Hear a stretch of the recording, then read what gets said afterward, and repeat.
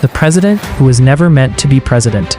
Imagine waking up one morning as the Vice President of the United States, expecting to spend another day in the background, only to be told that the president is dead. The nation is in shock, and within hours, the weight of the most powerful office on earth rests entirely on your shoulders. For one man, that wasn't just a nightmare, it became history. Harry S. Truman was never supposed to become president. He wasn't the favorite of party leaders. He wasn't part of Franklin D. Roosevelt's inner circle. He had served as vice president for only 82 days before everything changed forever. Yet the decisions Truman made during those first months would shape not only America's future, but the future of the entire world. This is the remarkable story of the president who was never meant to be president.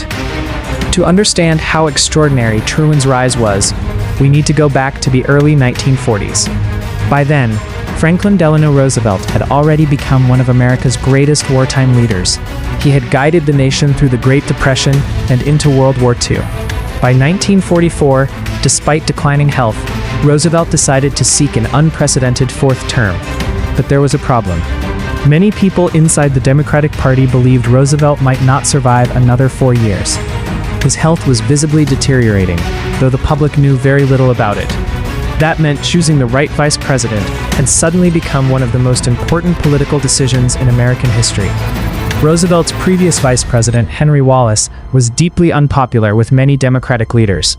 They considered him too liberal and unpredictable. Party bosses desperately wanted someone they believed was steady, practical, and widely respected. That man was Harry Truman. Unlike Roosevelt, Truman didn't come from wealth or political royalty. He was born in Missouri in 1884, grew up on a farm, worked as a farmer himself, served in World War I as an artillery officer, and later entered politics almost by accident. He became known for honesty and hard work rather than charisma. As a U.S. Senator, Truman earned national respect by leading a committee investigating waste and corruption in wartime military spending. His investigations reportedly saved billions of taxpayer dollars while improving efficiency during the war. He wasn't flashy, he wasn't famous, he simply got the job done. In July 1944, after intense political negotiations, Truman became Roosevelt's running mate. The Democratic ticket won the election. But once Truman became vice president, something surprising happened. Roosevelt barely involved him in the administration. Truman later admitted he rarely met with the president and knew almost nothing about the government's biggest military secrets. He wasn't informed about America's intelligence operations.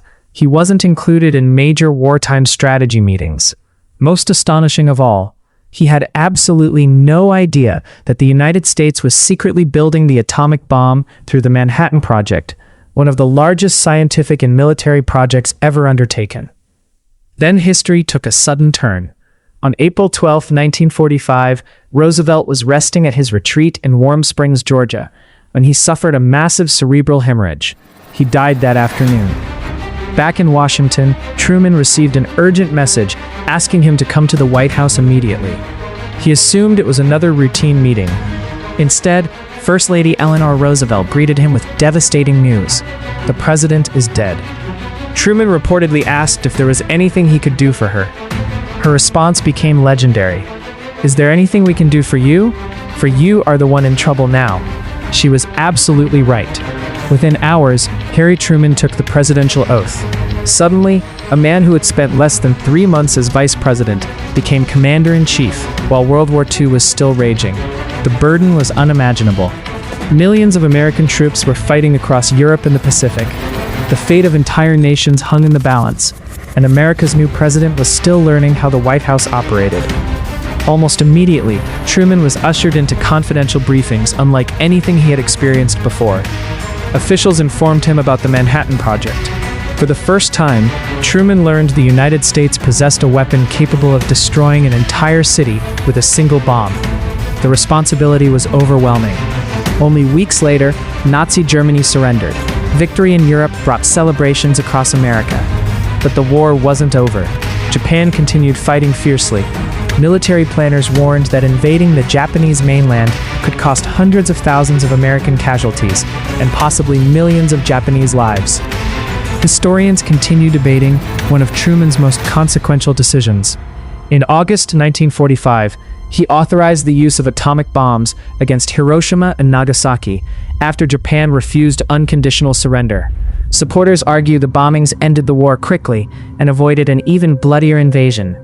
Critics argue Japan may have surrendered without atomic attacks, or that alternatives deserved greater consideration. The debate continues today.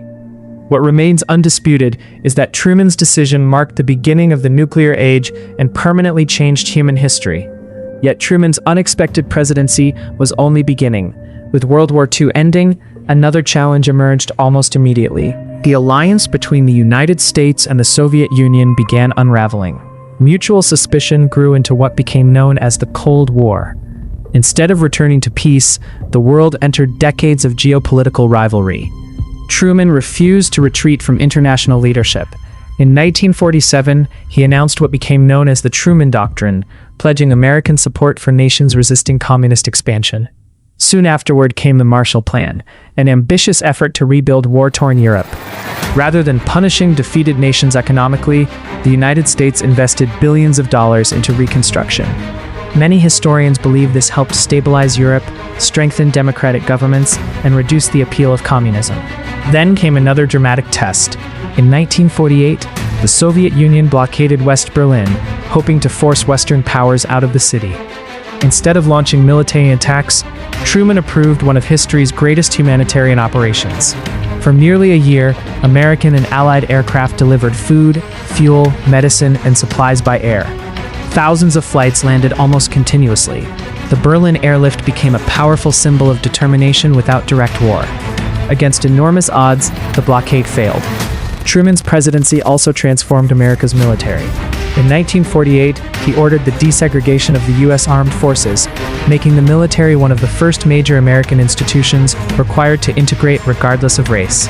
It was a controversial decision at the time, but one that reshaped the armed forces and became an important milestone in the broader civil rights movement.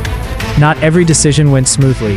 The Korean War erupted in 1950, drawing American forces into another costly conflict. Truman's approval ratings eventually plunged. His dismissal of General Douglas MacArthur created fierce political controversy.